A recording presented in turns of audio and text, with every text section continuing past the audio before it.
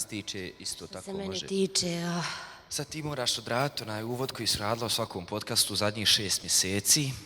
Znači ovako sjedne i kaže Kemo, imaš ti tremu? Nemam tremu. Ja imam tremu.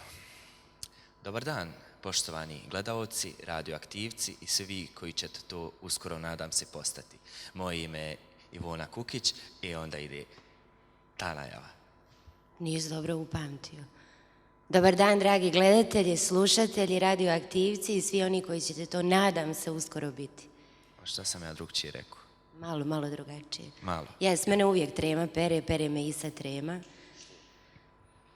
Ne znam, prvi mi je, u stvari ovaj podcast i cijeli ovaj projekat, to je prvi put da sam ispred kamera, tako da je malo drugačije, posebno i strašno. Ovo ti je prvi podcast. Da. Meni nije. Znam. Ja sam radio muzički podcast sa Enom od kraja 2019. godine na engleskom jeziku i to je bilo onako eksperimentalno na početku pred kamerama, odnosno pred jednom kamerom, jedan ugao i nas dvoje pričamo o muzici koju ne možemo ni pustiti. I onda smo to pretvorili u radio podcast da možemo i pustiti muziku i pričati i apsolutno sve ostalo. I vjerovatno je zato bilo onda kasnije kad je projekat počeo, Kemo, ti imaš iskustvo, ti to radiš. Je li to bio prvi podcast na engleskom jeziku u BiH? To možda Gorana da pitam, on je veći stručnjak.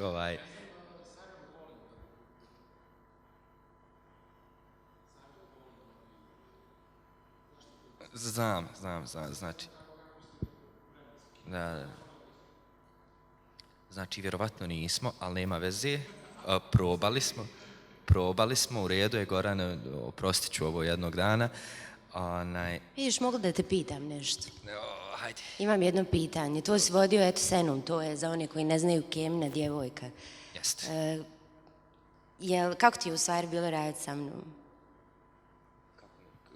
Kako ti, jel možeš dati neke razlike, sličnosti? Kako ti je bilo raditi sa mnom? Kako je bilo s njom da radim, kako s tobom? Pa s njom je cijeli koncept tog podcasta bio da mi imamo odvratno različite ukuse u apsolutno svemu, pogotovo u muzici. I to je onda bazirano bilo na tome da ona meni pošalje album od BTS-a i da ja moram to da poslušam i da kažem šta mislim o tome, a ja onda njoj pošaljem album Slayera i ona meni mora to da posluša i da kaže šta misli o tome. Tako da to je ta dinamika bila, a ovdje je nekako mi više opet ima velika razlika između nas dvoje, jer ja neću da budem ozbiljan. Neću reći da sam neozbiljan, neodgovoran, jer istražim sve, spremim se sve, ali neću da sam sad policijski intervju, znaš, kamere, sve treba da je strašno. A ti jesi. Malo. Kako je tebi ta dinamika? Voditeljska dinamika. Ko što smo već rekli kad je Goran imao svoje predavanje, hvala ti što si bio tu. Mislim da je to pun pogodak, da bi bila greška da su me stavili samo pred kamerom, jer ne znam, vjerovatno bi se srušila, pala u nesvijest ili nešto takvo.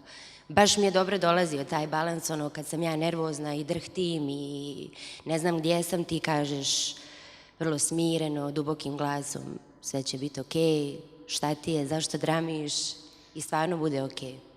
Dobro, znam, ja i sebe tješim u isto vrijeme, tako, to se sjećam kad sam prvi put na radiju tek bio, gostujem u nekoj emisiji kod naše trenutne urednice, ja se tresem, znaš, i to je prvi put kad sebe, kad bi čuo, šta ti je čovječe, šta radiš, ali onda skontaš, okej, neću da je tako, hoću da je ovako, i onda kako ja hoću da ti budeš, tako se ja ponašam.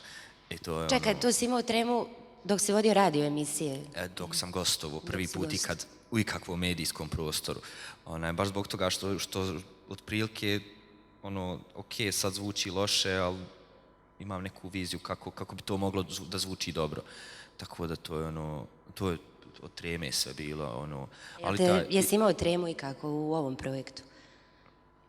Možda pred snimanje nekog podcasta? Jesam, pa imao sam tremu sad sa Aidom kad smo trebali snimati, jer Aidu ne poznajem, mogu ja pregledati svoj intervju, a ne znam, pročitati 100 članaka, pregledat njene serije, a ona je glumica, to su sve uloge i mene to brine, to me najviše brine.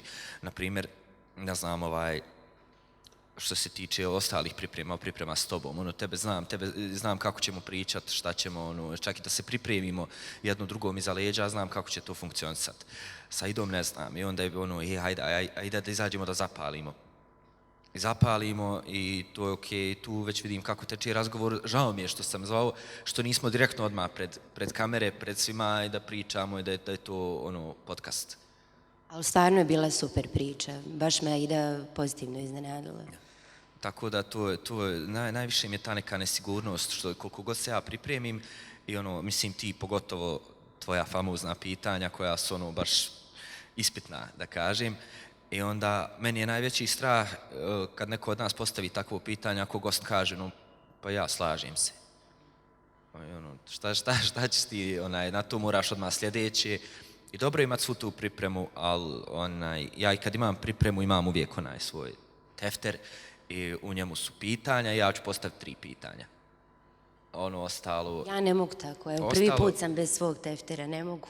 Da, ali ostalo, desit će se neko pitanje neplanirano, pa ćeš postaviti njeg i kroz neku temu će se provući neko tvoje pitanje.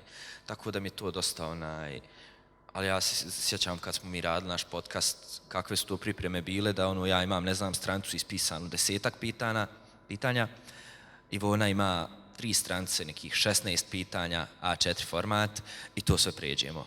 I to je tako, to je funkcionalno, ja bih rekao, koliko god ja sam spreman, toliko si ti duplo spremnija, i ako sam ja nespreman, ti si opet spremna, tako da, eto, ne znam. Ali ti imaš nešto o čemu je Goran govorio, ja sam možda više, znaš, kao taj intervju, postavim pitanje, sačekam odgovor, pa možda se nekad i uhvatim na to što kažu, ali ti si više, baš si za ovaj format, za podcast, i insistirao si sve vrijeme, svih ovih 6 mjeseci, da i ja budem malo, da stanem na loptu i da više razgovaram, pričam s ljudima, ali ne mogu. Strah me. A meni, ne znam, meni radije, jer ja razmišljam kao uradim s nekim intervju, ja tu osobu nisam upoznao. Na primjer, evo, radit ću intervju sa Goranom, Goran nam je tu najbliži, pa njeg sad za sve primjere, radit ću intervju sa Goranom, eto Gorane, odakle ste, koliko vam je godina, čime se bavite, aha, ta vaša struka, pa kako ovo, kako... Neću to, mene zanima Goranov podcast koji radi sa svojim prijateljem o filmovima. To me zanima i to mi je tako sam ja upoznao osobu i tako su gledatelji, slušatelji upoznali tu osobu. Koliko god smo mi radili, da kažem, stručne teme kojih je stvarno bilo od cyberbullyinga gdje je čovjek profesor, koji je duplo stariji od nas, ali mi moramo da ga približimo nekako publici ili ne znam, stručnjak za odvikavanje ili ne znam, Haris Burina koji čovječe dupli Oskar za pozorište. Kako da se na drugi način to sve približi, da to ne bude...